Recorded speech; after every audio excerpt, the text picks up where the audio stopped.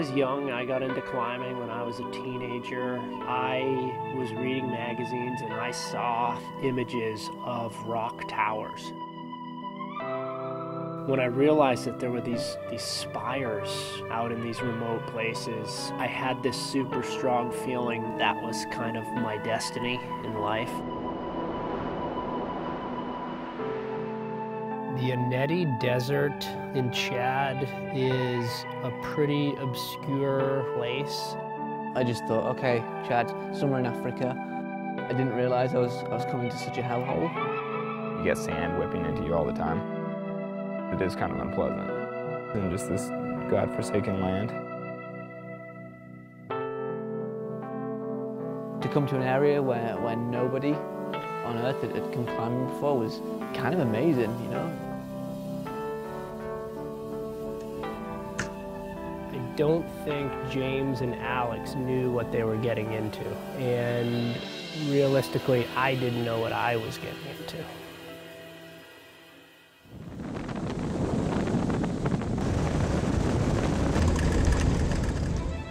Someone said that we had covered 400 of the 800 kilometers so far. We're in the second vehicle, so we're just eating dust. So when you sign up for a trip with Mark, you know that it's going to involve some kind of crazy location, some kind of crazy scene. There's going to be a lot of uncertainty where you don't really know if you're going to get there. Today we're going to keep driving across the desert. It'll be bumpy. I never expected in a million years that the way that you would get to the Eneti was just by randomly driving across the desert for days on end without any roads. Just the stories that he comes out with, has this reputation of, you know, being able to go to fairly inaccessible places and always have a bit of an adventure.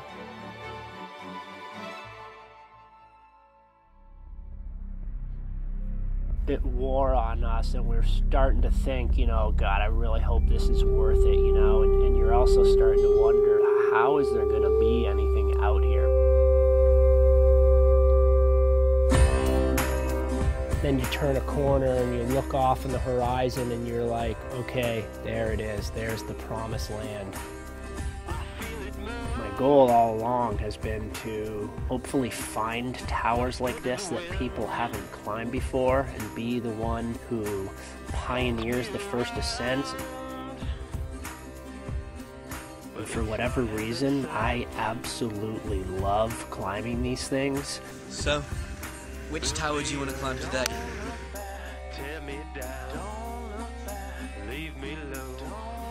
It's not the most perfect placement. Alex and James are 24, 25 years old, and I'm 40, so there's a pretty big difference there. You know, the way that it manifests itself is in the risk-taking and the amount of risk that people are willing to accept. If I fell, I was going to take a fairly big fall onto a ledge. It's a really dangerous situation. First ascent of the tower, first route of the trip, the first rock climbing the Eneti. So while I'm sitting there belaying James, I'm like looking over, I'm like, whoa, there goes Honnold. He climbed 5 towers solo. You have Honnold on the one hand, who's hands down the boldest person that I've ever met. Then you have James, who is this master trad climber. Well, I don't think he's as bold and willing to take risks as Honnold, but he's still like way, way beyond myself. Both of them much bolder than I was when I was their age.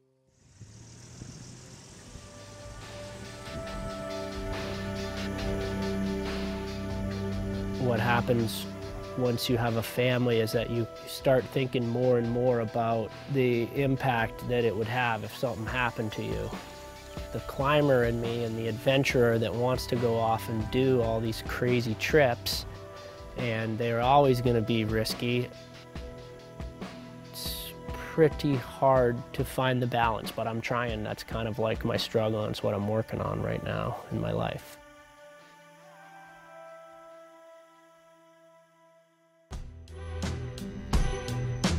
It's exciting to finally be inside the promised land. You know, it's got a lot of potential. It seems like the rock's pretty good. Well, Mark and I come from very different backgrounds in climbing, I think. The same way I just don't love towers quite as much as he does, you know, but whatever, that's just personal preference. I definitely have come to climbing more from an athletic type background. To me, it's more about physical achievement. You know, I like doing these little adventures from time to time, but I definitely don't fantasize about it the way Mark does. I think I would call Mark a modern explorer. He's coming to Africa bringing one book that's a biography of Marco Polo. I think that's so telling. Climbing with Mark has been really, really good for me.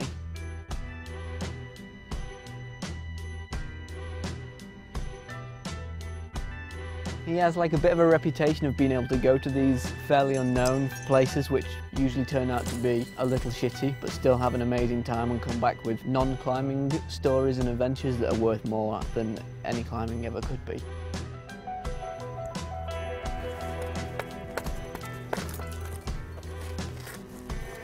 I think when you're young, you find yourself in situations that are just idiotic and out of control. This. Sometimes I still get a bit carried away, which is great when you have people like Mark who can kind of rein me back in a little bit. His career's been super long, so obviously he's doing something right to still be successful in the game. These are all things that I would really like to emulate. Oh my God.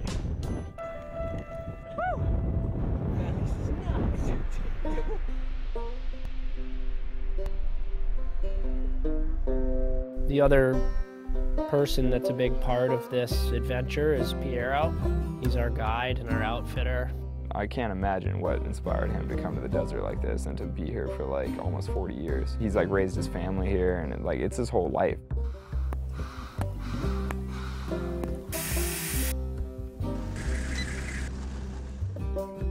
I am 62 years old and I come from Milan, Italy. La prima volta, sì, era un'avventura, perché nessun turista era mai stato in questo deserto. Ho trovato davanti un sacco di incognite.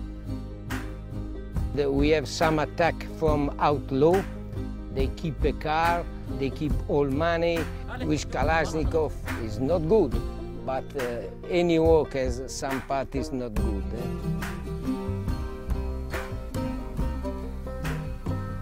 One thing that's really cool about Piero's company is the fact that it's a family affair. He started it with his wife, and he has 2 kids who help run it. I have these 2 passions in life. One is my family and the other is adventure. How about combining the 2 the way that Piero has?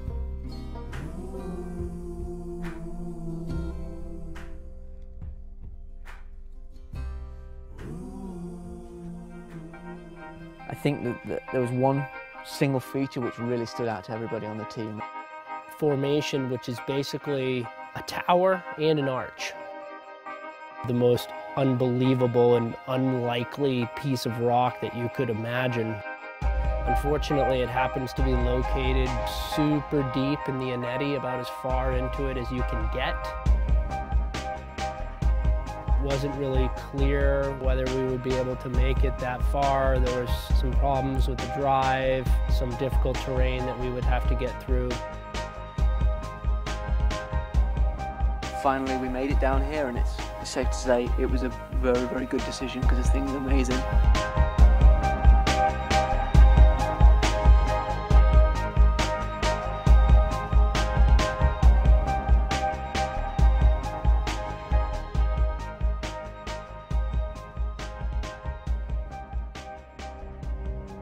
Is basically X-rated climbing. I find myself in a situation where I'm not even willing to belay somebody on something because it's that dicey. We got benighted, the dark came in and we had to bail, so we're up again at 4:30 this morning. James is gonna get it done. I think it's gonna be pretty scary. Getting up high, like several hundred feet above the desert floor, and then taking in the 360-degree panorama You feel the intensity of where you are kind of just wash over you. Would really be psyched to explore some more around here. I mean, there's towers everywhere we look. It's basically an unlimited bonanza. I'm already looking forward to my next trip. It's gonna happen someday. Maybe I'll come here with my family. I hope that this has been a good learning experience for me. I mean, I feel like it has at the minute. I'm surprised by how much we have climbed. Like, the rock is much better than it could have been.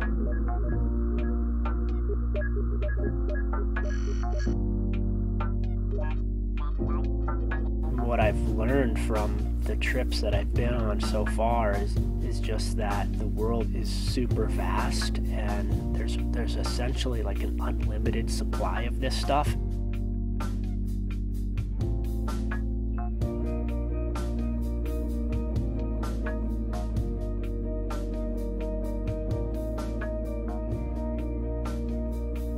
Places that you see, but even more important, the people that you meet, the cultural experiences that you have.